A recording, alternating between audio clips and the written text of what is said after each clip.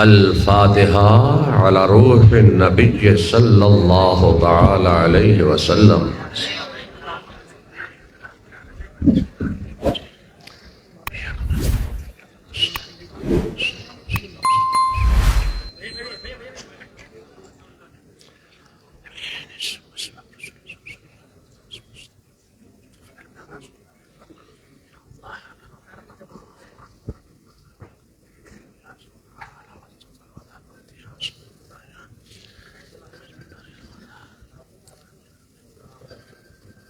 قال في شان حبيبه الكريم إن الله وملائكته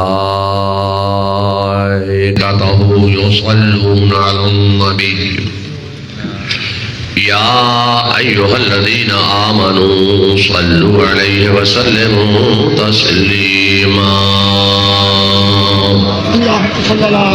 الصلاة والسلام عليك يا دافع البلاء والوباء والقحط والمرض والألم بإذن الله وعلى آلك وأصحابك يا محلل بإذن الله. سبحان ربك رب العزة عما يصفون وسلام على المرسلين والحمد لله رب العالمين برحمتك يا أرحم الراحمين. الحمد لله الحمد لله وكفى سلام على عباده الذين اصطفى. أما بعد قال الله تبارك وتعالى في كتابه العظيم وخطابه القديم القرآن المجيد والفرقان الحميد.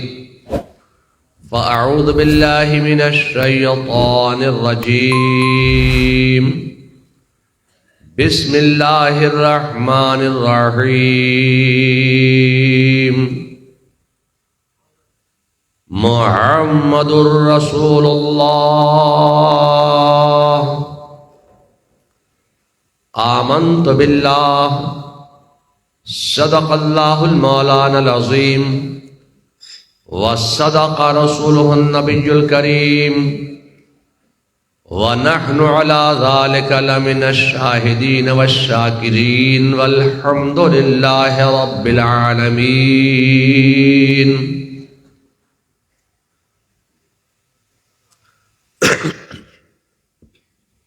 محترم و باوقار علماء ملت اسلامیہ، بانیان جلسہ، حاضرین بزم،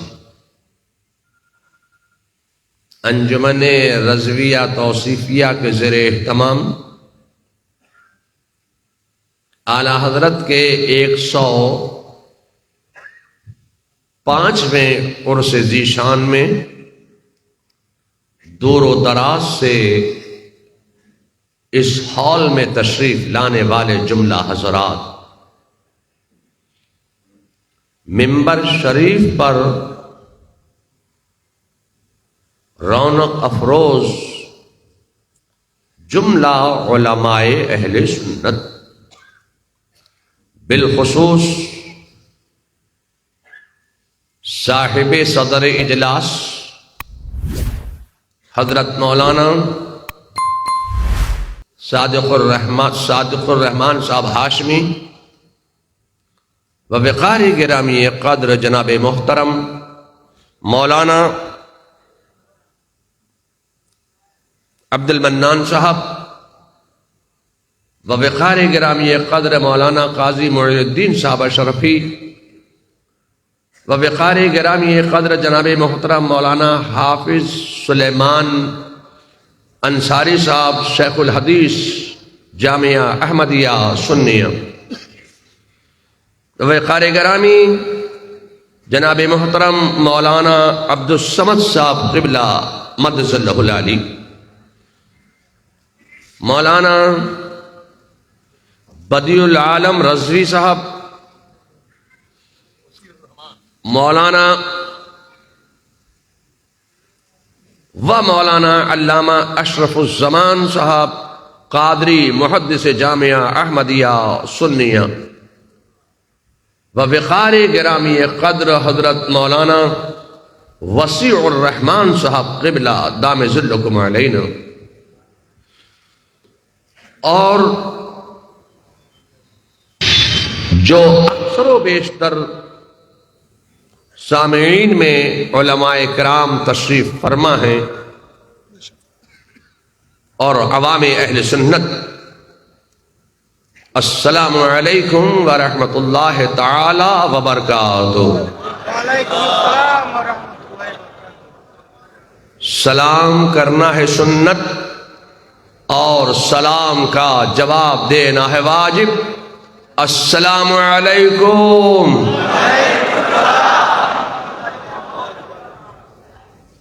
اللہ تعالی آپ کو شاد رکھے، آباد رکھے، سلامت رکھے۔ ہم اور آپ سب سیدنا اعلی حضرت کی بارگاہ میں غلامانہ طور پر، عاشقانہ طور پر، عاجزانہ طور پر، خادمانہ طور پر خراج عقیدت اپنی خطابت اور آپ اپنی سماعت کے ذریعے پیش کرنے کے لیے یہاں جمع ہوئے ہیں۔ اعلی حضرت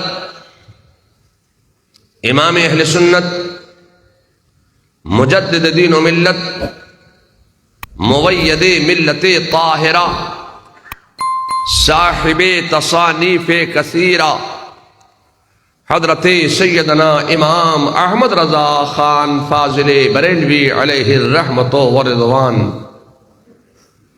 بارگاہ رسالت میں اپنی عقیدت و محبت کا اظہار اس والہانہ انداز سے فرماتے ہیں۔ فاضل بریلوی فرماتے ہیں کہ یا الہی رحم فرما مصطفیٰ کے واسطے، یا رسول اللہ کرم کیجئے خدا کے واسطے۔ اور پھر فرماتے ہیں کہ مشکلیں حل کر شہے مشکل کشا کے واسطے، اور پھر فرماتے ہیں کہ کربلائے رد شہید کربلا کے واسطے۔ اور اعلیٰ حضرت فاضل بریلوی نے فیصلہ کر دیا، فرمایا کیا بات رضا اس چمنستان کرم کی، کیا بات رضا اس چمنستان کرم کی، زہرا ہے کلی جس میں حسین اور حسن پھول، زہرا ہے کلی جس میں حسین اور حسن پھول۔ اللہ رب محمد صلی اللہ علیہ وسلم نحن عباد محمد صلی اللہ علیہ وسلم۔ میں سب سے پہلے حضرت مولانا اشرف الزمان صاحب کے ایک سوال کا جواب پیش کر دوں کہ میں 10 ستمبر کو بنگلہ دیش میں نہیں ہوں، مجھے کوئی دعوت نہیں دی گئی، میں 9 ستمبر کو بریلی شریف میں رہوں گا۔ پوسٹر میں جو نام ہے اس سے میرا کوئی تعلق نہیں ہے، اس لیے کہ مجھے اس اجلاس میں شرکت کی دعوت نہیں ہے۔ اعلی حضرت فاضل بریلوی کے عرس مبارک کی محفل میں ہم اور آپ سب یہاں جمع ہوئے ہیں۔ رضوی کا شیعہ سے اتحاد نہیں ہو سکتا۔ مولانا معین الدین قاضی اسلام مولانا معین الدین اشرفی صاحب نے فرمایا کہ اس پر آپ اپنی وضاحت کیجیے۔ رضوی کا میرے الفاظ بڑے غور سے سننا پڑیں گے تبھی سمجھ میں آئے گی۔ رضوی کا اتحاد شیعہ سے نہیں ہو سکتا ہے۔ رضوی اگر کر لیں تو اس میں ہمارا کیا قصور ہے؟ اب رضوی اور رضوی میں کیا فرق ہے یہ علماء ہی بہتر جانتے ہیں۔ رضوی تو جو شیعہ ہیں وہ تو خود اپنے آپ کو رضوی لکھتے ہیں، مگر ہم رضوی نہیں ہیں، ہم ہیں رضوی۔ خدا کی قسم رضوی کا اتحاد کبھی شیعہ سے نہیں ہو سکتا ہے۔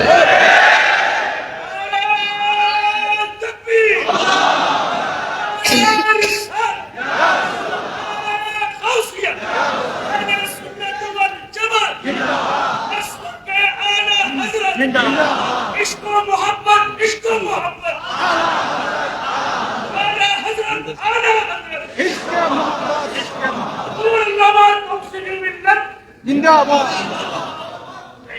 ایک عاشق رسول کا اتحاد کبھی غدار رسول سے نہیں ہو سکتا ہے، اس شاقان رسول کا اتحاد گستاخان رسول سے نہیں ہو سکتا ہے۔ یہ کہا گیا کہ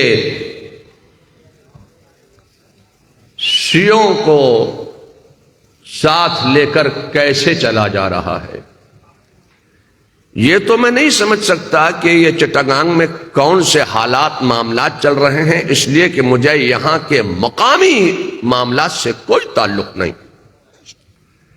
لیکن ہاں اتنا میں ضرور کہوں گا کہ اسی چٹاگانگ میں، اسی بنگلہ دیش میں ایک آواز یہ بھی اٹھ رہی ہے جو میں نے خدا کی قسم پہلی بار سنی، کہ اعلی حضرت نے حسام الحرمین شریف سے رجوع فرما لیا تھا۔ یہ میں نے بات پہلی بار سنی۔ اب وہ کون سا کینیڈین کہہ رہا ہے یا امریکن کہہ رہا ہے یا قطرین کہہ رہا ہے یا ملیشین کہہ رہا ہے، یہ وانٹڈ لوگ ہیں، سمجھ گئے کہ نہیں سمجھ گئے؟ تو اعلی حضرت فاضل بریلوی کے تعلق سے ڈاکٹر اقبال نے کہا تھا کہ اعلی حضرت فاضل بریلوی کا مقام یہ ہے کہ وہ جب ایک مرتبہ اپنی ایک رائے قائم کر لیتے ہیں اس سے کبھی وہ پیچھے نہیں ہٹتے۔ اعلی حضرت نے کبھی اپنے کسی فتوے سے کو رجوع نہیں کیا۔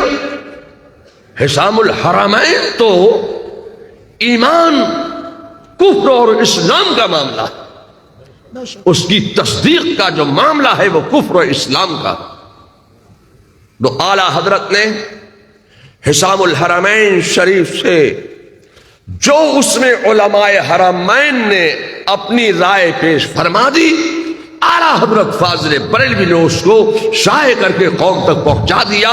اب یہ حق و باطل کے درمیان حسام الحرمین ایک خط امتیاز بن گیا ہے۔ اب میں آپ سے کہنا چاہتا ہوں کہ ان کا اتحاد جو گستاخ رسول ہیں اس شاقان رسول کا نہیں ہو سکتا۔ جو یہ عقیدہ رکھے کہ نبوت تو جبریل امین علی کے لیے لے کے آئے تھے، دھوکے سے محمد کو دے گئے،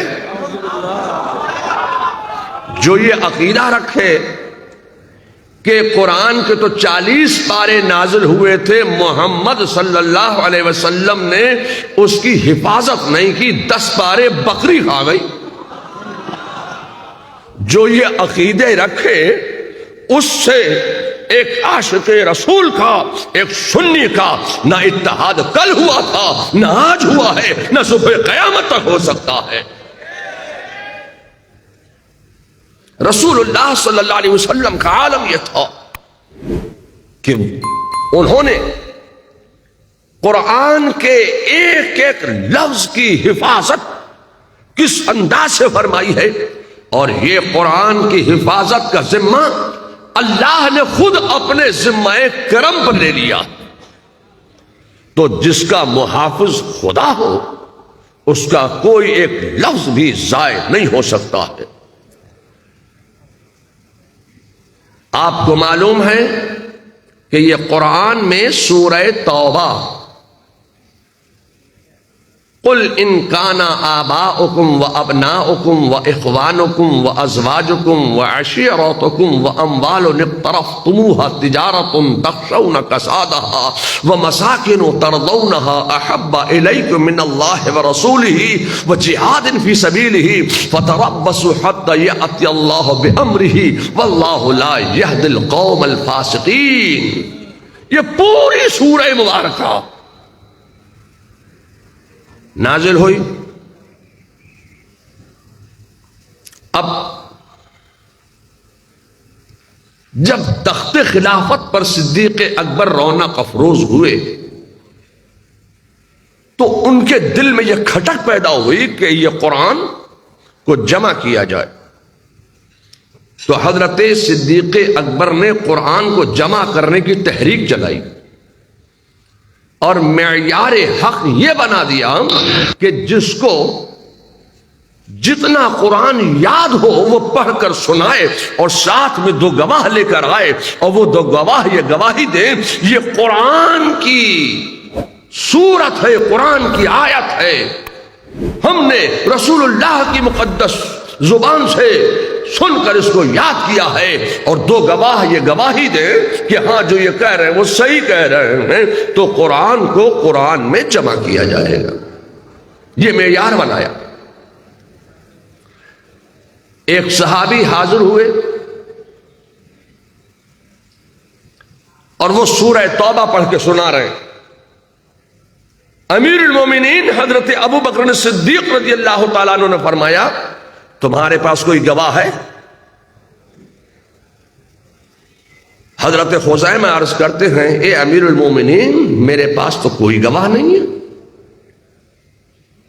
فرمایا جب تمہارے پاس کوئی گواہ نہیں ہے تو جو تم پڑھ کر سنا رہے ہو اس کو قرآن میں کیسے جمع کیا جائے؟ یہ کہتے ہیں اہل تشریح کہ قرآن کے 40 پارے نازل ہوئے تھے، 10 پارے بکری کھا گئی، رسول اللہ نے حفاظت نہیں کی۔ مگر میں آپ سے کہنا چاہتا ہوں کہ رسول اللہ صلی اللہ علیہ وسلم کا علم غیب دیکھیے، رسول اللہ صلی اللہ علیہ وسلم کا یہی تو علم غیب ہے کہ اس دور کو رسول اللہ صلی اللہ علیہ وسلم دیکھ رہے ہیں کہ ایک دور ایسا آئے گا کہ جب صدیق اکبر قرآن کو جمع کرنے کی تحریک چلائیں گے، سورہ توبہ ان کو یاد ہوگی، یہ الفاظ ان کو یاد ہوں گے، مگر ان کے پاس کوئی گواہ نہیں ہوگا، تو قرآن کی یہ سورت قرآن میں جمع ہونے سے رہ جائے گی۔ تو رسول اللہ نے انتظام کیسا فرمایا کہ ایک سفر میں تشریف لے گئے، ایک عربی النسل گھوڑا تندرست توانا پسند آ گیا، وہ گھوڑا رسول اللہ نے خرید لیا،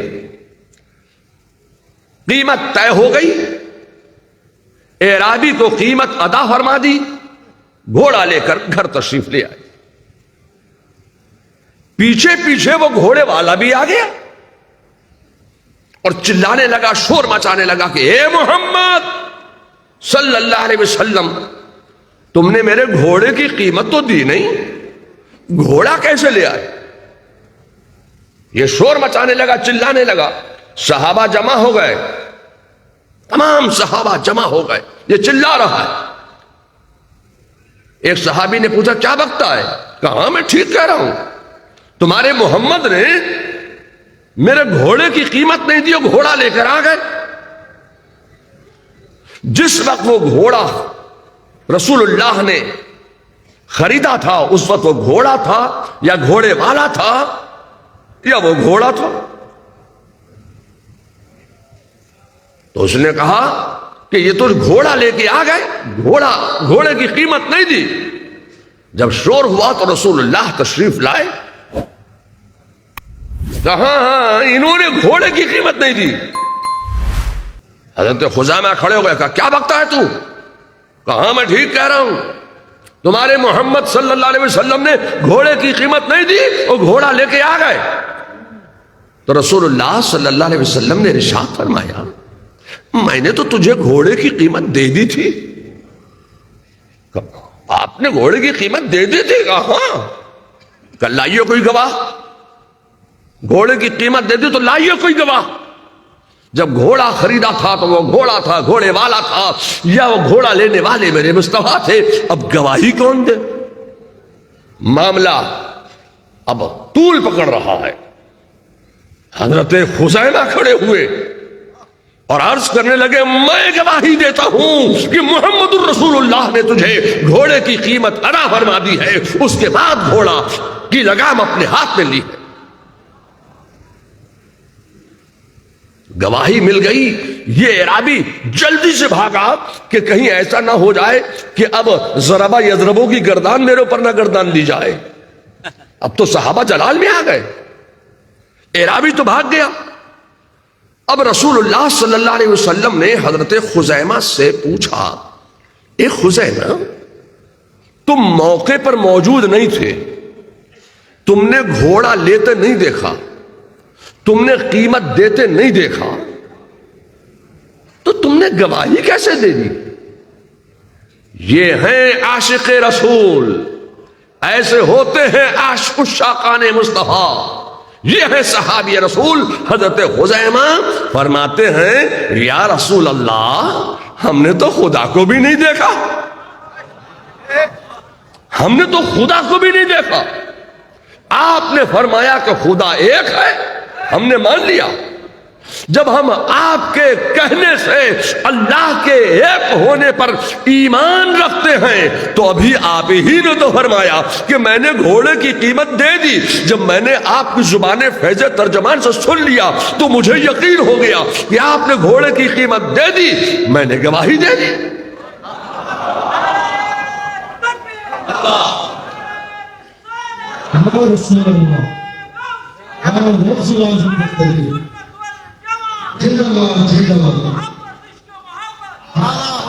اب رسول اللہ صلی اللہ علیہ وسلم ان کو انعام کیا دے رہے ہیں وہ سنیے۔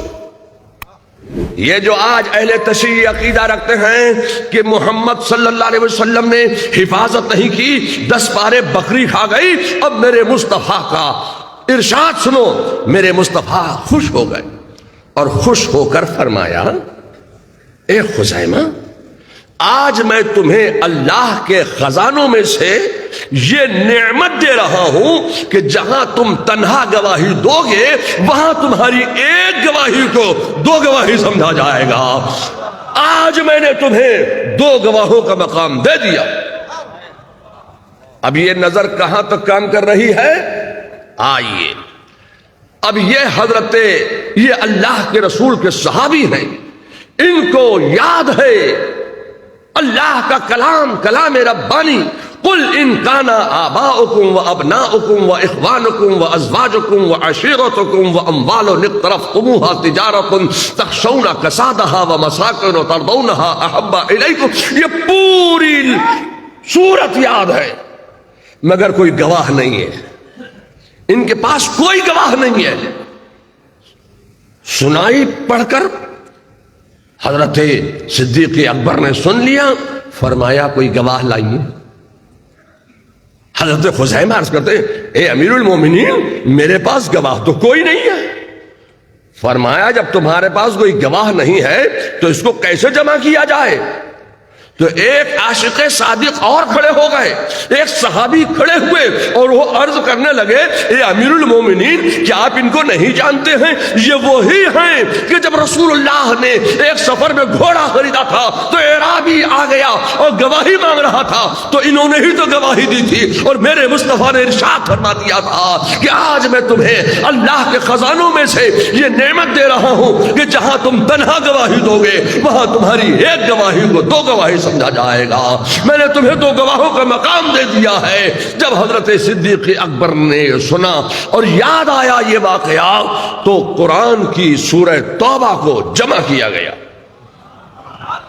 حضرت صدیق اکبر نے، میرے مصطفیٰ کا علم غیب یہ تھا میرے مصطفیٰ قرآن کے الفاظ کو، قرآن کی صورت کو قرآن میں جمع کرنے کے لیے کیسا انتظام فرما رہے ہیں، کیسا اہتمام فرما رہے ہیں، اپنے ایک صحابی کو 2 گواہوں کا مقام دے رہے ہیں، اور آج کا یہ گستاخ رسول کہتا ہے کہ انہوں نے حفاظت نہیں کی۔ تو گستاخ رسول کا اتحاد عاشق رسول سے نہیں ہو سکتا ہے۔ میں آپ سے کہنا چاہتا ہوں کہ اگر آپ کے اس بنگلہ دیش میں اور آپ کے اس چٹاگانگ کی سرزمین پر اگر حضرت سیدنا شاہ احمد اللہ مجد بھنڈاری کا ذکر نہ کیا جائے تو آج کی یہ اعلی حضرت کانفرنس ادھوری رہ جائے گی۔ اگر حضرت سید طیب شاہ کا ذکر نہ ہو تو یہ محفل مکمل نہیں ہوگی۔ اگر چٹاگانگ کی سرزمین پر اجلاس ہوں، جلسے ہوں بڑے بڑے، اور حضرت مولانا عزیز الحق القادری شیر بنگلہ کا نام نہ آئے تو وہ محفل میں چاشنی پیدا نہیں ہوگی۔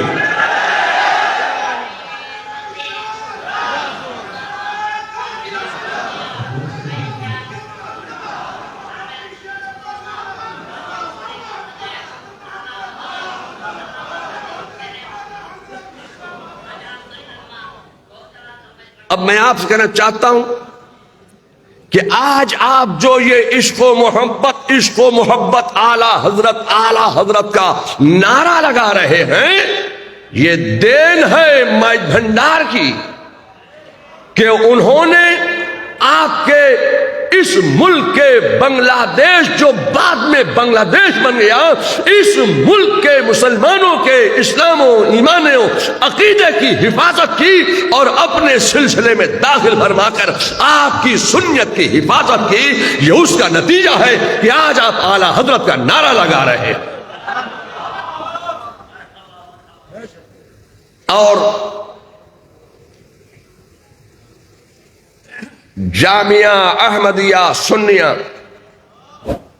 یہ قائم ہوا، اس ادارے کو قائم فرمایا حضرت مولانا سید طیب شاہ صاحب نے، حضرت احمد شاہ سرکوٹی شہنشاہ سرکوٹ نے۔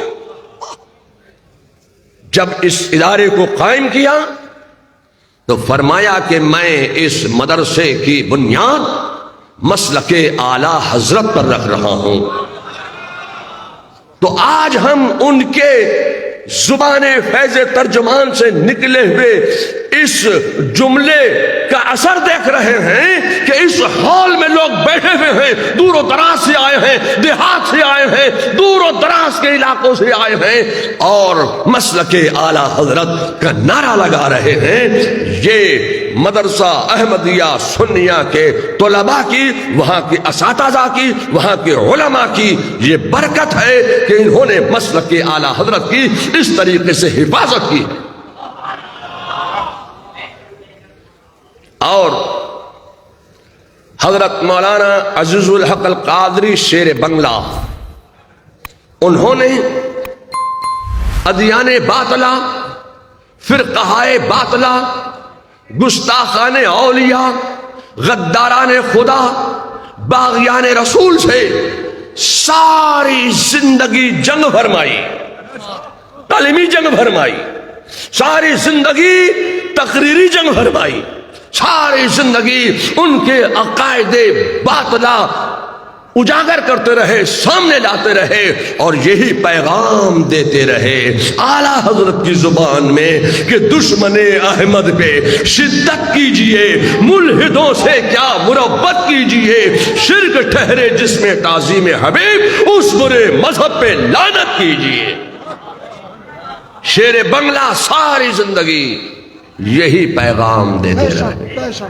تو اگر اس اجلاس میں جن اکابرین نے، علماء نے، اور بڑی بڑی خانقاہوں نے جو پیغام دیا تھا اعلی حضرت کے مسلک کا، اگر ان کا ذکر نہ کیا جائے تو یہ بہت بڑی ناانصافی ہوگی۔ آج میں کوئی تفصیلی گفتگو پیش نہیں کروں گا،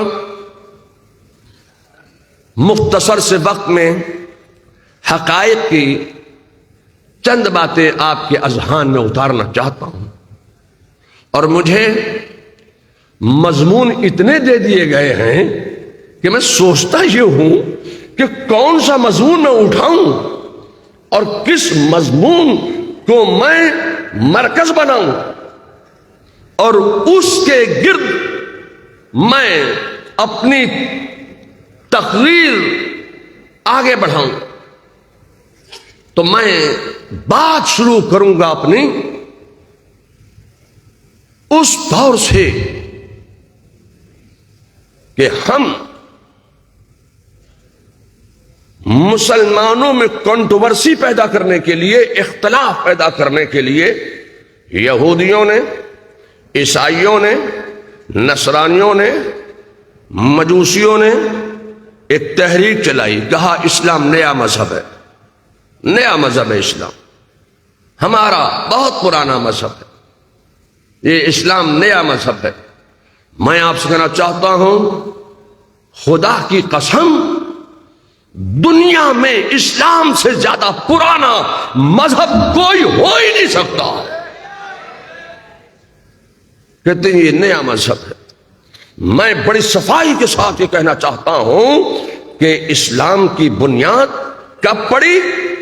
جب اللہ تعالی نے چاہا کہ میری معرفت ہو، میں پہچانا جاؤں، تو اللہ تعالیٰ نے اپنے نور سے ایک نور ظاہر فرمایا اور فرمایا ھذا محمد الرسول اللہ۔ اسلام کی بنیاد پڑ گئی، یہی ہے اسلام کی بنیاد۔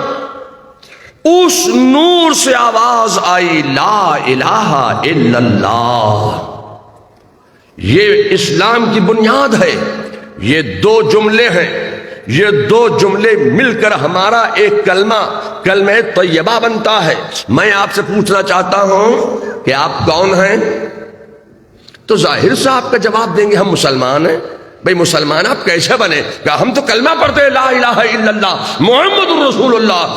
تو یہ کلمہ بنیاد ہے اسلام کی، محمد الرسول اللہ بنیاد ہے اسلام کی۔ تو میں آپ سے کہنا چاہتا ہوں کہ آپ کلمہ پڑھتے ہیں تو کہتے ہیں لا الہ الا اللہ، پہلے کہتے ہیں، بعد میں کہتے ہیں محمد الرسول اللہ، مگر ترتیب کیا ہے اس جملے کی؟ ترتیب یہ ہے کہ پہلے اللہ نے فرمایا ہے محمد الرسول اللہ، اور بعد میں محمد الرسول اللہ نے فرمایا ہے لا الہ الا اللہ۔ تو آپ ایسے ہی پڑھیے، پہلے کہیے محمد الرسول اللہ، بعد میں کہیے لا الہ الا اللہ۔ ترتیب تو یہ ہے، یہ ترتیب ہماری تمہاری دی ہوئی نہیں ہے، یہ ترتیب ان علماء کی دی ہوئی نہیں ہے، یہ ترتیب جو ہے میرے خدا نے دی ہے۔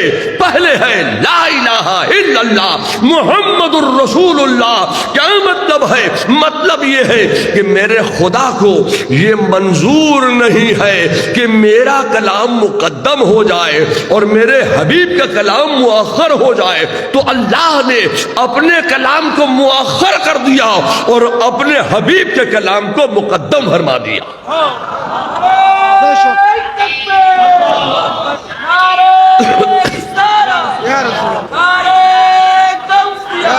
تو یہ کلمہ آپ نے پڑھا، یہ کلمہ آپ نے پڑھا، تبھی تو آپ مسلمان ہیں۔ بولو بھائی مسلمان آپ کیسے بنے؟ کلمہ پڑھانا مسلمان ہو گئے۔ میں آپ سے کہنا چاہتا ہوں کہ حضرت آدم نے کون سا کلمہ پڑھا تھا؟ حضرت آدم اپنے ساتھ کلمہ لائے تھے، لا الہ الا اللہ آدم صفی اللہ، مگر یہ کلمہ خود نہیں پڑھا تھا، یہ تو آدم کی قوم نے پڑھا تھا، مگر حضرت آدم نے جو کلمہ پڑھا ہے وہ ہے لا الہ الا اللہ محمد الرسول اللہ۔ معلوم یہ ہوا کہ حضرت آدم بھی مسلمان ہیں، حضرت نوح بھی مسلمان ہیں، حضرت داؤد بھی مسلمان ہیں، حضرت زکریا بھی مسلمان ہیں، حضرت یحییٰ بھی مسلمان ہیں، حضرت موسیٰ بھی مسلمان ہیں، حضرت عیسیٰ بھی مسلمان ہیں، اور میرے مصطفیٰ ارشاد فرماتے ہیں کہ میں پہلا مسلمان ہوں۔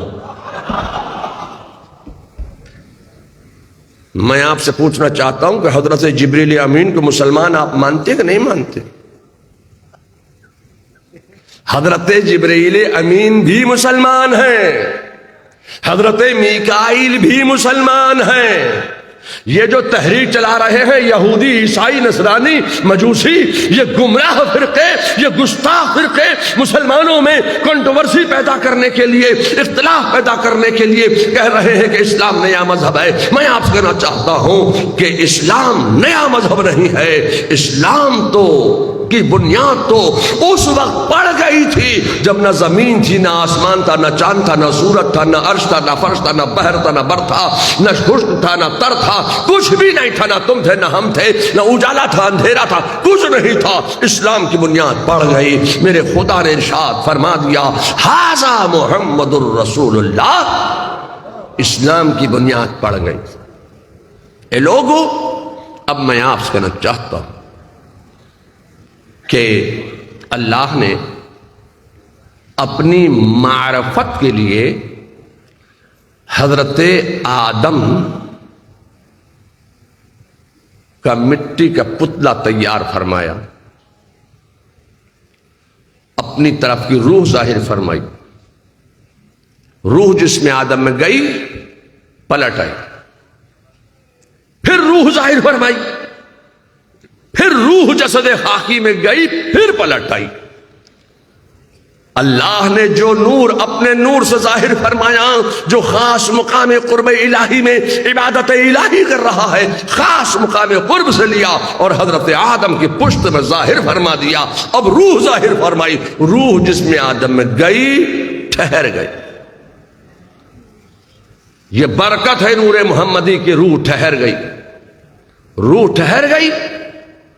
اللہ نے حضرت آدم کو کہ آگے کہا ملائکہ کو سجدہ کیجیے، سب سجدے میں چلے گئے، سب نے سجدہ کر لیا، ایک اکڑ گیا،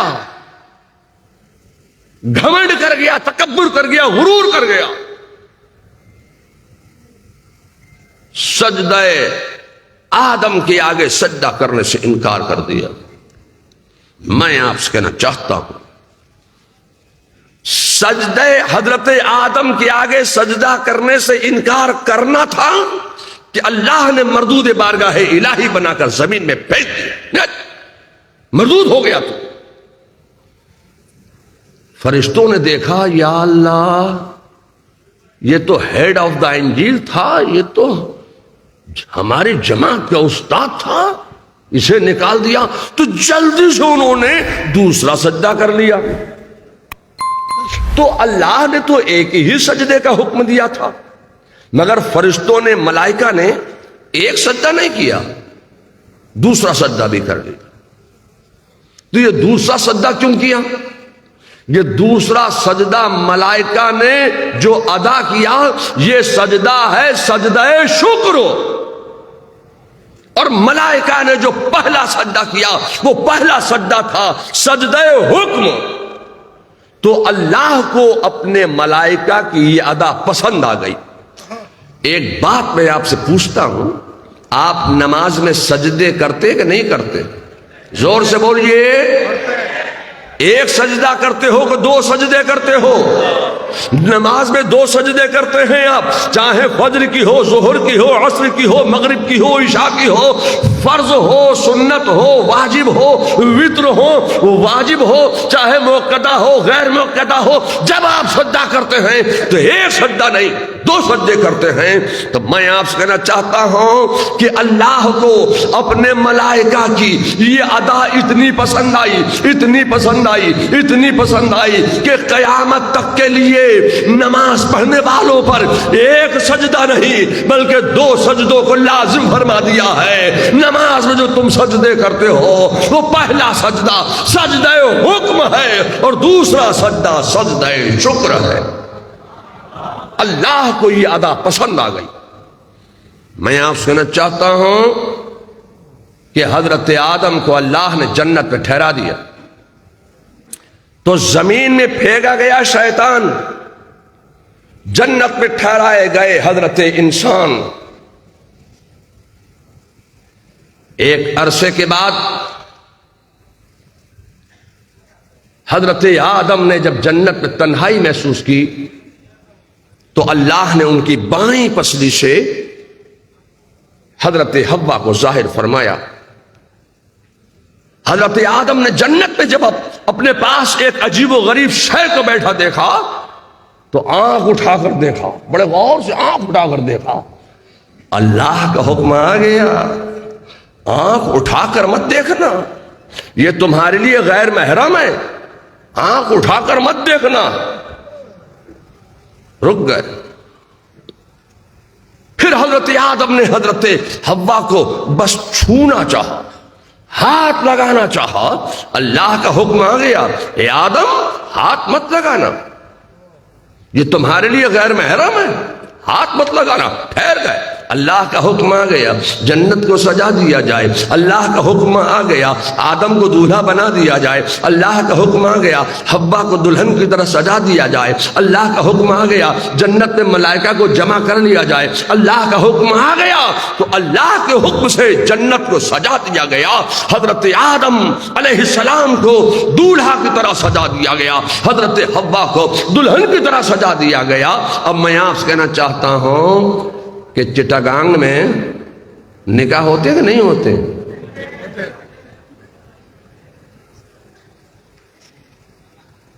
نکاح ہوتے ہیں چٹاگانگ میں، تو یہ چٹاگانگ میں کوئی پہلا نکاح تھوڑی ہو رہا ہے۔ تو چٹاگانگ کا نکاح، پھر اس کا نکاح، پھر اس کا نکاح، پھر اس کا نکاح، تو سب سے پہلا نکاح کب ہوا، کہاں ہوا، کس نے پڑھایا، کس کا پڑھایا، کس سے پڑھایا؟ تو تاریخ کا سب سے پہلا نکاح جنت میں اللہ نے حضرت آدم کا حضرت حوا سے پڑھایا۔ یہ تاریخ کا پہلا نکاح تھا۔ ایک بات بتاؤں، جب یہاں چٹاگانگ میں نکاح ہوتے ہیں تو مہر رکھے جاتے کہ نہیں رکھے جاتے؟ مہر مقرر ہوتا ہے۔ اب میں کسی کا مہر تو پوچھ نہیں سکتا کیونکہ یہ راز کا معاملہ ہوتا ہے، کسی کا مہر پوچھا نہیں جاتا ہے اور نہ کوئی بتاتا ہے کہ ہمارا مہر کتنا ہے۔ مگر ہمارے یہاں جو نکاح ہوتے ہیں تو وہ بڑے مہنگے ہوتے ہیں، 10 لاکھ 20 لاکھ، بمبئی کا مہر 30 لاکھ، اور آگے بڑھ جاؤ 50 لاکھ، بڑے بڑے مہر رکھے جاتے۔ لوگ سوچتے ہیں 50 لاکھ نہیں 1 کروڑ رکھ لو، دینا تھوڑی ہے، دینا تھوڑی ہے، رکھ لو۔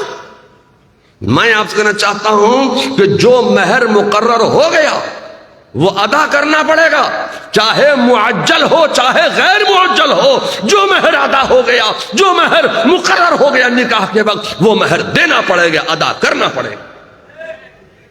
تو اب میں آپ سے کہنا چاہتا ہوں جب اللہ نے حضرت آدم کا نکاح حضرت حوا سے پڑھایا تو کچھ مہر بھی تو رکھا ہوگا۔ میں کہتا ہوں ہاں، اللہ نے حضرت آدم کا مہر مقرر فرمایا۔ جانتے ہو مہر کیا مقرر فرمایا؟ مہر یہ مقرر فرمایا کہ اے آدم تم میرے آخری پیغمبر محمد صلی اللہ علیہ وسلم کی بارگاہ میں 3 مرتبہ درود شریف کا نذرانہ پیش کر دینا، تمہارا مہر ادا ہو جائے گا۔ یہ حضرت آدم کا مہر رکھا گیا۔ جنت میں ہے تفصیلی گفتگو کا موقع نہیں. جنت سے دنیا میں اتارے گئے تو تنہا حضرت آدم نہیں اتارے گئے، حضرت آدم کے ساتھ ان کی رفیق حیات حضرت حوا بھی جنت سے دنیا میں اتار دی گئی. اب میں آپ سے کہنا چاہتا ہوں کہ حضرت آدم اللہ کے نبی ہیں، حضرت حوا اللہ کی نبی نہیں ہیں. تو حضرت حوا اللہ کی کون ہے؟ حضرت حوا ہے اللہ کی ولی. تو میں یہی تو کہنا چاہتا تھا کہ جنت سے جب دنیا میں بھیجا گیا تو تنہا نبی نہیں بھیجا گیا، جنت سے دنیا میں دو بھیجے گئے، ایک نبی بھیجا گیا، ایک ولی بھیجا گیا. جنت سے دنیا میں دو آئے. تفصیلی گفتگو کا موقع نہیں. حضرت آدم الگ، حضرت حوا الگ. جب ملاقات ہوئی تو کچھ عرصے کے بعد حضرت آدم کے یہاں ایک لڑکا ایک لڑکی، بنگلہ میں کیا بولتے ہیں، ایک چھیلا ایک میاں، ایک چھیلا ایک میاں پیدا ہوئی. پھر حضرت آدم کے یہاں ایک میاں ایک چھلا پیدا ہوا. تو اللہ کا حکم آ گیا کہ پہلے سال والا لڑکا، پہلے سال والا چھیلا اور دوسرے سال والی میاں سے نکاح کر دو. دوسرے سال والا بیٹا اور پہلے سال والی بیٹی سے نکاح کر دو. وہ ہو گیا. اب آدم کے یہاں بھی اولادیں ہو رہی ہیں، آدم کے بیٹوں کے یہاں بھی اولادیں ہو رہی ہیں، آدم کی بیٹیوں کے یہاں بھی اولادیں ہو رہی ہیں، آدم کے پوتوں کے یہاں بھی ہو رہی ہیں، پوتیوں کے یہاں بھی ہو رہی ہیں، نواسوں کے یہاں بھی ہو رہی ہیں، نواسیوں کے یہاں بھی ہو رہی ہیں. اب دنیا آگے بڑھ رہی ہے، اب دنیا ترقی کر رہی ہے، اب دنیا پھیل رہی ہے. اب خوب جب دنیا پھیل گئی، خوب جب انسان کثرت سے ہو گئے، حضرت آدم کی اولادیں بہت جب پیدا ہو گئیں، تو میں آپ سے کہنا چاہتا ہوں کہ زمین میں تو پہلے شیطان موجود ہے، حضرت انسان تو بعد میں آئے. زمین میں پہلے آبادی اجنہ، پھر شیاطین. تو شیاطین کی آبادی تو پہلے تھی، شیطان تو پہلے زمین میں موجود تھا. میں آپ سے کہنا چاہتا ہوں کہ اب جب خوب انسان پھیل گئے، حضرت آدم کی اولادیں جب خوب پھیل گئیں، تو اب شیطان جی آگے بڑھے، انہوں نے اپنا کام شروع کیا. اب جو شیطان کے کہنے پر چل گیا وہ کافر ہو گیا، جو شیطان کے کہنے پر چلا وہ کافر ہو گیا، جو حضرت آدم کے کہنے پر چلا وہ بچ گیا. جس نے پڑھ لیا لا الہ الا اللہ آدم صفی اللہ وہ موحد بن گیا، وہ بچ گیا. جو شیطان کے کہنے پر چل گیا وہ کافر ہو گیا. اب کفر و اسلام کا معاملہ اسی دور سے شروع ہو گیا. پھر دور بدلا، اقتدار بدلا، اختیار بدلا، زمانہ بدلا، نبوت بدلی. حضرت نوح علیہ السلام نے اعلان نبوت فرمایا.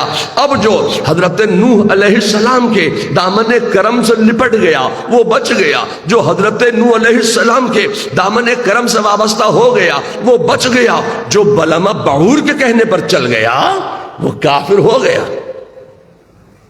پھر دور بدلا، اقتدار بدلا، اختیار بدلا، زمانہ بدلا، نبوت بدلی، شریعت بدلی. حضرت ابراہیم علیہ السلام نے اعلان نبوت فرما دیا.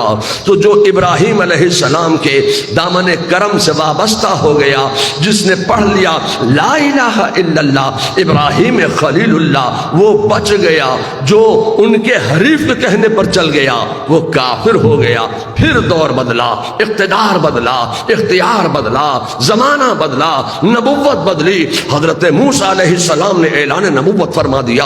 تو جو موسیٰ علیہ السلام کے دامن کرم میں آ گیا وہ بچ گیا. جس نے پڑھ لیا لا الہ الا اللہ موسیٰ کلیم اللہ وہ موحد بن گیا، وہ بچ گیا. جو نمرود کے کہنے پر چل گیا وہ کافر ہو گیا. لوگوں پھر دور بدلا، اقتدار بدلا، اختیار بدلا، زمانہ بدلا، نبوت بدلی، شریعت بدلی. حضرت عیسیٰ علیہ السلام نے اعلان نبوت فرما دیا تو جو حضرت عیسیٰ علیہ السلام کے دامن کرم میں آ گیا وہ بچ گیا، جو حضرت عیسیٰ کے کہنے پر چلا وہی موحد بنا، جو حضرت عیسیٰ علیہ السلام کے کہنے پر چلا وہی بچ گیا، جس نے پڑھ لیا لا الہ الا اللہ عیسیٰ روح اللہ وہ بچ گیا، اور جو فرعون کے کہنے پر چل گیا وہ کافر ہو گیا۔ معلوم یہ ہوا کہ اللہ تبارک و تعالیٰ کی شان یہ ہے کہ وہ ہر دور میں حق و باطل کے درمیان خط امتیاز کھینچ دینے کے لیے ایک نہ ایک شخصیت کو ضرور مبعوث فرماتا ہے۔ پھر دور بدلا، اقتدار بدلا، اختیار بدلا، زمانہ بدلا، نبوت بدلی، شریعت بدلی۔ 571 سال کے بعد میرے مصطفیٰ جان رحمت صلی اللہ علیہ وسلم نے اعلان نبوت فرما دیا تو جو مصطفیٰ جان رحمت کے دامن کرم میں آ گیا وہ بچ گیا، جس نے پڑھ لیا لا الہ الا اللہ محمد الرسول اللہ وہ مومن بن گیا، وہ مومن بن گیا، وہ بچ گیا۔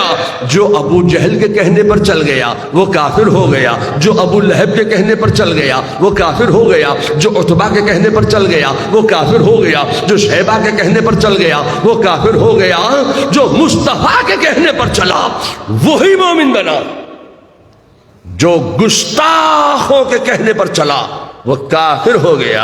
اے لوگوں، میں آپ سے کہنا چاہتا ہوں کہ میرے مصطفیٰ جان رحمت صلی اللہ علیہ وسلم کے وصال مبارک کے بعد تخت خلافت پر صدیق اکبر رونق افروز ہوئے۔ اب جو صدیق اکبر کے کہنے پر چلا وہی بچا، جو صدیق اکبر کے دامن کرم میں آ گیا وہ بچ گیا، جو صدیق اکبر کے دامن کرم سے لپٹ گیا وہ بچ گیا، جو منکرین زکوٰۃ کے کہنے پر چلا وہ کافر ہو گیا۔ جی، جو منکرین زکوٰۃ کے کہنے پر چلا وہ کافر ہو گیا، جو صدیق اکبر کے کہنے پر چلا وہ مومن بن گیا۔ خلافت بدلی، تخت خلافت پر فاروق اعظم رونق افروز ہو گئے۔ تو میں آپ سے کہنا چاہتا ہوں تو جو فاروق اعظم کے کہنے پر چلا وہی بچا، جو فاروق اعظم کے دامن کرم سے لپٹ گیا وہ بچ گیا، جو فاروق اعظم کے دامن میں آ گیا وہ مومن بن گیا، جو مجوسیوں کے کہنے پر چل گیا وہ کافر ہو گیا۔ پھر دور بدلا، خلافت بدلی، تخت خلافت پر عثمان غنی آ گئے۔ اب جو عثمان غنی کے دامن کرم سے لپٹ گیا وہ بچ گیا، جو عثمان غنی کے دامن کرم میں آ گیا وہ مومن بن گیا، جو عثمان غنی کے کہنے پر چلا وہی بچا، جو نصرانیوں کے کہنے پر چلا وہ کافر ہو گیا۔ پھر خلافت بدلی، پھر دور بدلا، پھر اقتدار بدلا، پھر اختیار بدلا، پھر خلافت بدلی۔ تخت خلافت پر حضرت سیدنا مولا علی مشکل کشا علی مرتضیٰ شیر خدا آ گئے۔ اب جو مولا علی کے کہنے پر چلا، جو مولا علی کے دامن کرم میں آ گیا وہ بچ گیا، جو حضرت مولا کائنات کے دامن کرم سے لپٹ گیا وہ مومن بن گیا، جو خارجیوں کے کہنے پر چل گیا وہ کافر ہو گیا۔ یہی میں کہنا چاہتا ہوں کہ میرے خدا کی شان یہ ہے کہ وہ ہر دور میں حق و باطل کے درمیان خط امتیاز کھینچ دینے کے لیے ایک نہ ایک شخصیت کو ضرور مبعوث فرماتا ہے۔ آپ حضرت امام حسین کو مانتے ہیں کہ نہیں مانتے؟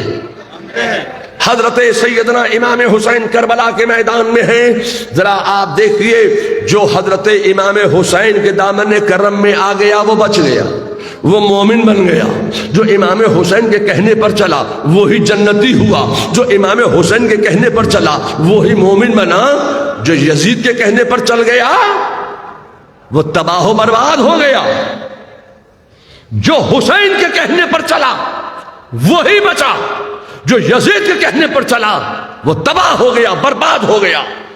میں آپ سے کہنا چاہتا ہوں کہ حضرت غوث اعظم کو آپ مانتے کہ نہیں مانتے ہیں؟ اے لوگوں، غوث اعظم کا زمانہ ہے، غوث اعظم کا دور ہے، غوث اعظم کی کرامتیں دکھ رہی ہیں۔ جو غوث اعظم کے دامن کرم میں آ گیا وہ بچ گیا، جو غوث اعظم کے کہنے پر چل گیا وہ مومن بن گیا، جو غوث اعظم کے حریف کے کہنے پر چل گیا وہ کافر ہو گیا۔ خواجہ کو مانتے ہو کہ نہیں مانتے ہو؟ خواجہ غریب نواز کا زمانہ بھی آپ دیکھتے چلیے، یہ خواجہ کا دور ہے، اجمیر کی دھرتی ہے، یہ خواجہ غریب نواز کا دور ہے۔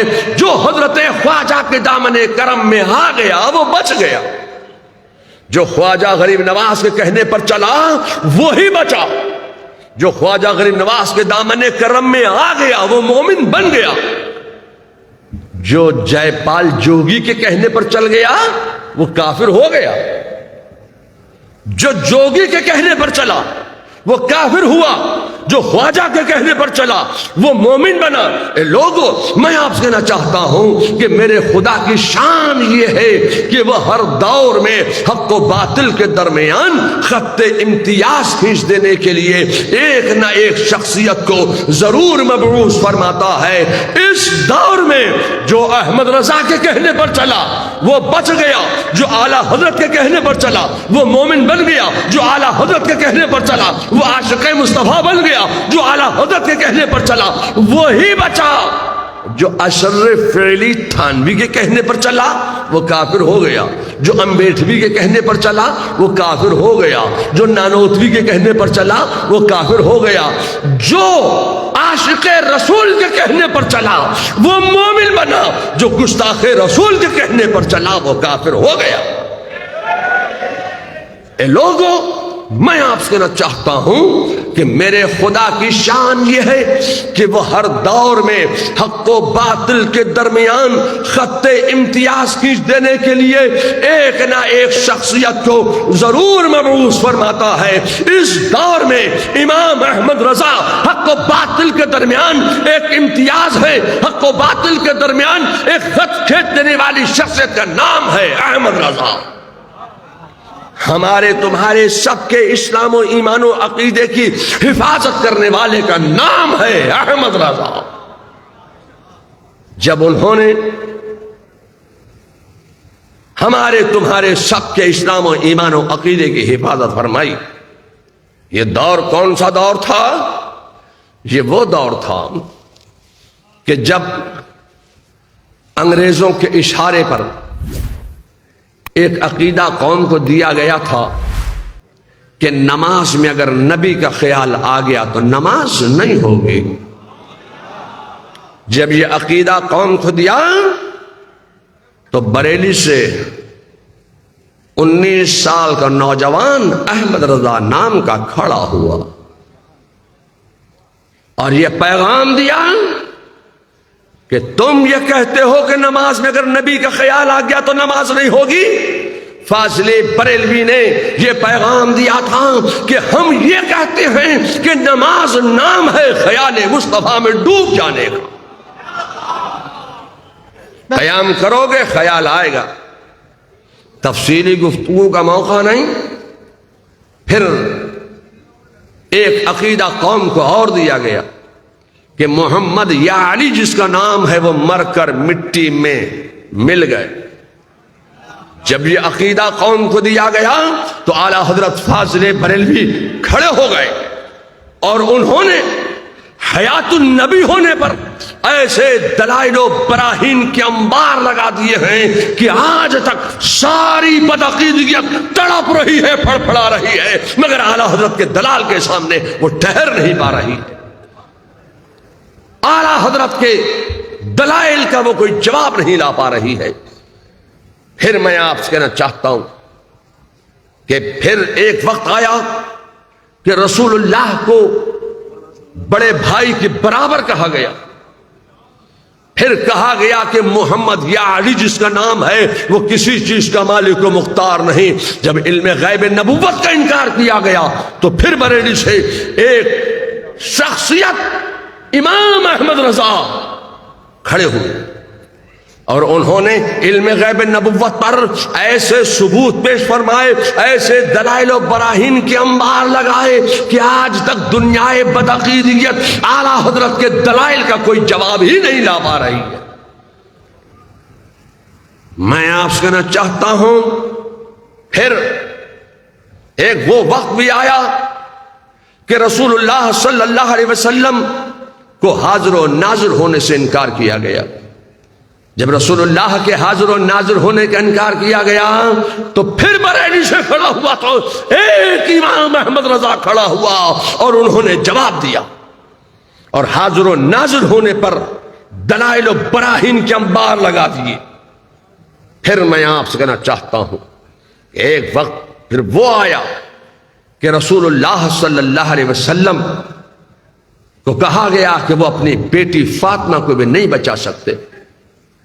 رسول اللہ کے اقتدار پر دلائل اور اختیار پر دلائل دینے والے کا نام ہے احمد رضا.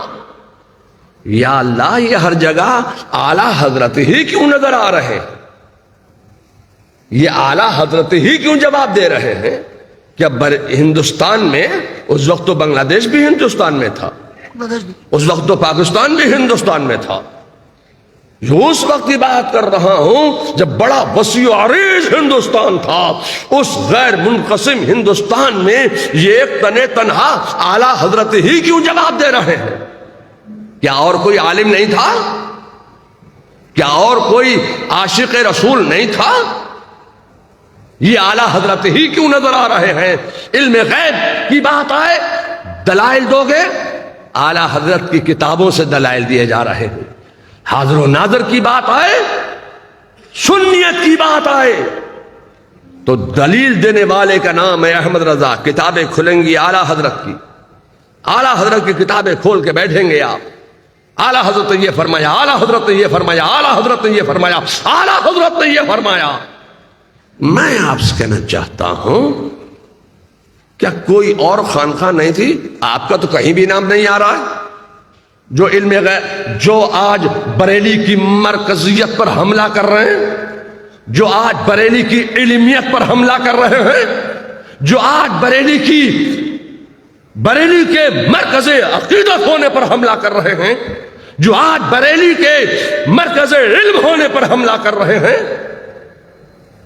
کہیں بھی نام نہیں آ رہا ہے.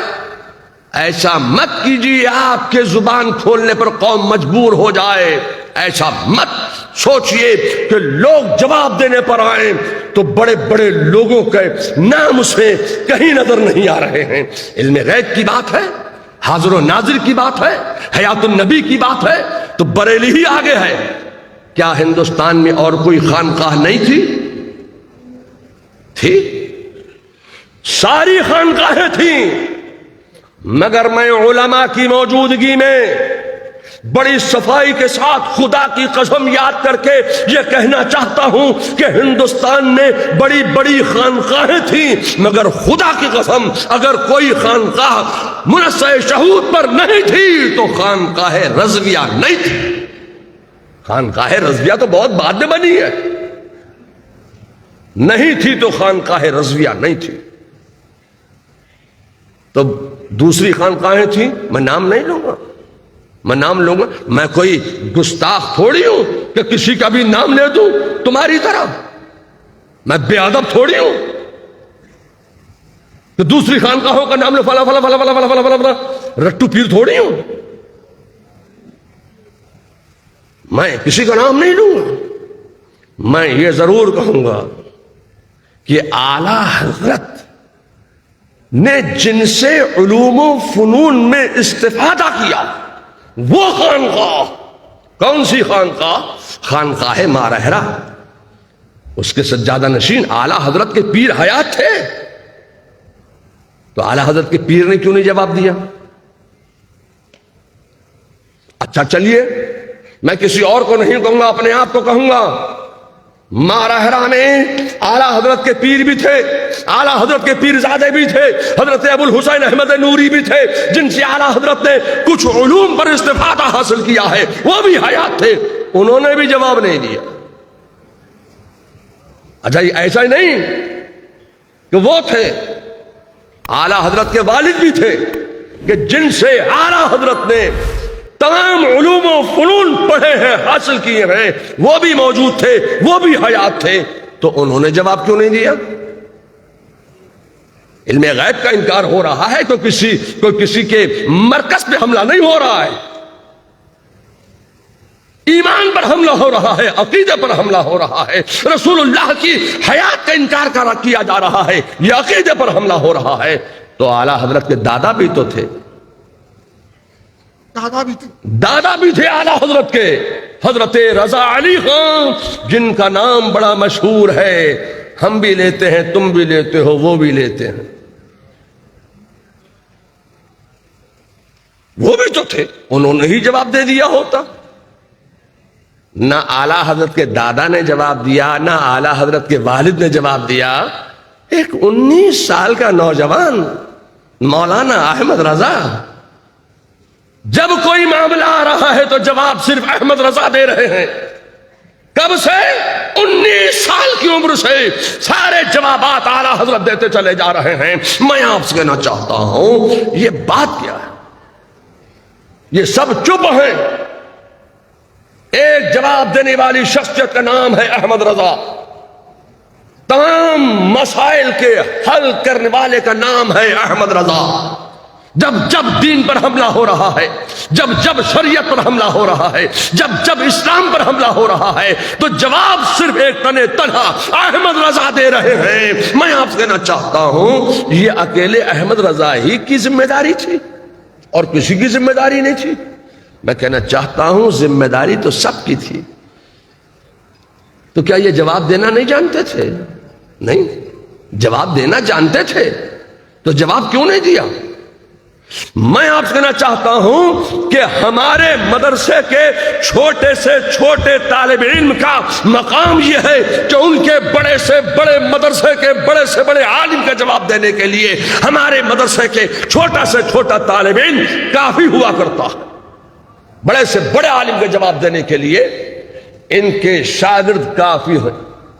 کوئی ضرورت نہیں ہے کہ مولانا وسیع الرحمان تم چلو، مفتی معین الدین اشرفی تم چلو، مولانا صادق الرحمان تم چلو، نہیں، طالب علم کافی ہے، نبٹ لیتے ہیں۔ تو انہوں نے جواب نہیں دیا، بڑے بڑے موجود تھے۔ میں آپ سے کہنا چاہتا ہوں، کیا جواب دینا نہیں جانتے تھے؟ جواب دینا جانتے تھے، جواب دیتے بھی کیسے؟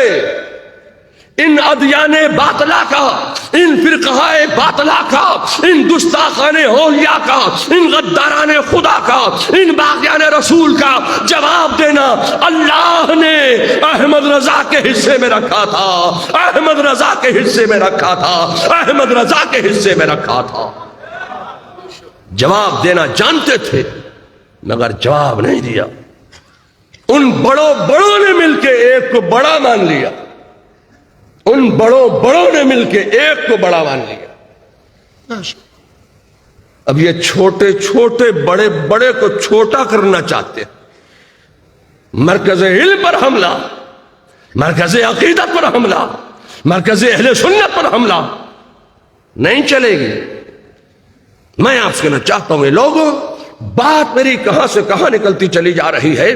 میں ان مسائل کا جواب دینے کے لیے نہیں، ان مسائل کا اٹھتے ہوئے اور سلگتے ہوئے مسائل کا جواب نہیں دینا چاہتا ہوں، بلکہ میں بڑی صفائی کے ساتھ یہ کہنا چاہتا ہوں کہ اسی چٹاگانگ کی سرزمین سے اعلیٰ حضرت کی بارگاہ میں کتنے لوگ ایسے تھے جو اعلیٰ حضرت کی بارگاہ میں گئے اور وہاں سے علم کا حاصل کیا اور یہاں چٹاگانگ میں آئے اور انہوں نے حق کا پرچم بلند کیا۔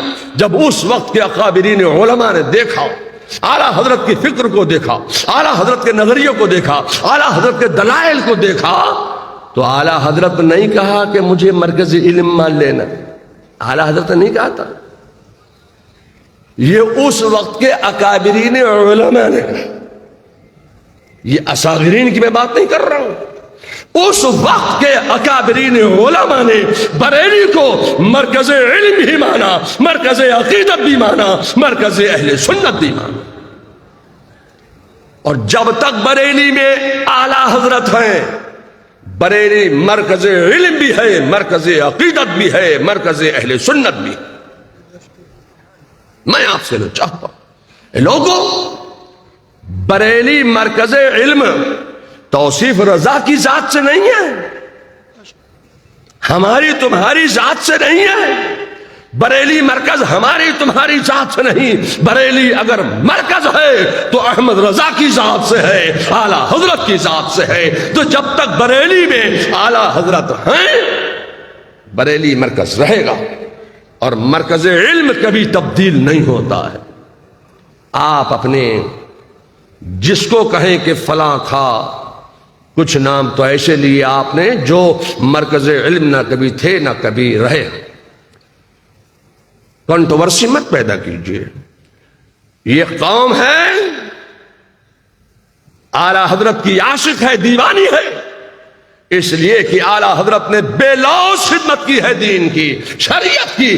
جب جب مصطفیٰ کے دین پر حملے ہوئے ہیں تب تب اعلی حضرت فاضل بریلوی مصطفیٰ کی شریعت کے دفاع کے لیے کھڑے ہو گئے ہیں، اور سیدوں کی سیادت پر جب جب حملہ ہوا ہے، سید چاہے کچھوچے کا ہو، سید چاہے مارہرے کا ہو، سید چاہے چٹاگانگ کا ہو، اعلیٰ دربار کا ہو، مائی بھنڈار کا ہو، بنگلہ دیش کا ہو، جب جب سیادت پر حملے ہوئے ہیں تب تب بریلی سے اعلیٰ حضرت کھڑے ہوئے ہیں، اور جو تیر سیدوں کی طرف چل رہے تھے، جو تیر بزرگوں کی طرف چل رہے تھے، جو تیر غوث اعظم کی طرف چل رہے تھے، جو تیر رسول اللہ کی طرف چل رہے تھے، احمد رضا اپنا سینہ پیش کرتے چلے جا رہے تھے کہ احمد رضا کے سینے کو گھائل کر دینا مگر بزرگوں کی طرف تمہارا تیر نہ جانے پائے۔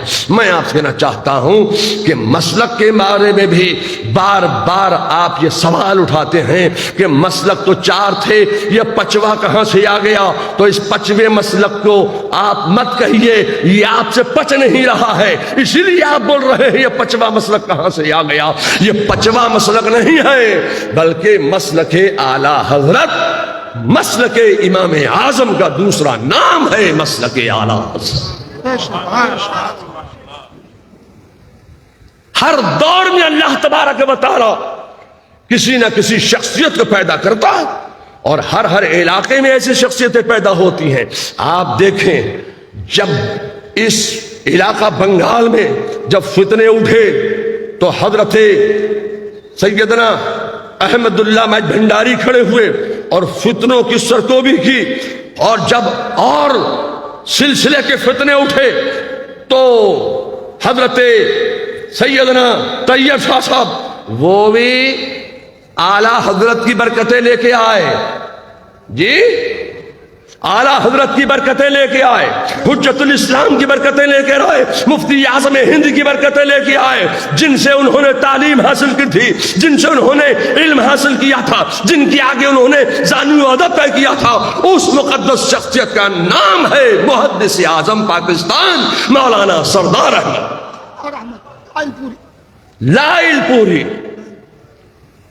اعلیٰ حضرت کی برکتیں مولانا محدث اعظم پاکستان مولانا سردار احمد لائل پوری کی معرفت سے، حجت الاسلام کی برکتیں لے کر، مفتی اعظم ہند کی برکتیں لے کر آئے اور بیٹھ گئے ہیں چٹاگانگ کی سرزمین پر۔ چٹاگانگ کو انہوں نے اپنا مرکز بنایا، اور اسی مرکز پر پورے بنگلہ دیش نے اسی مرکز پر محور کیا، اور اسی مرکز کے ارد گرد گھومتے رہے، اور انہوں نے مختلف علاقوں میں سنیت کی ترقی کے لیے، بقا کے لیے، استحکام کے لیے، بدعقیدگیت کی سرکوبی کے لیے مدرسے قائم کیے جگہ جگہ۔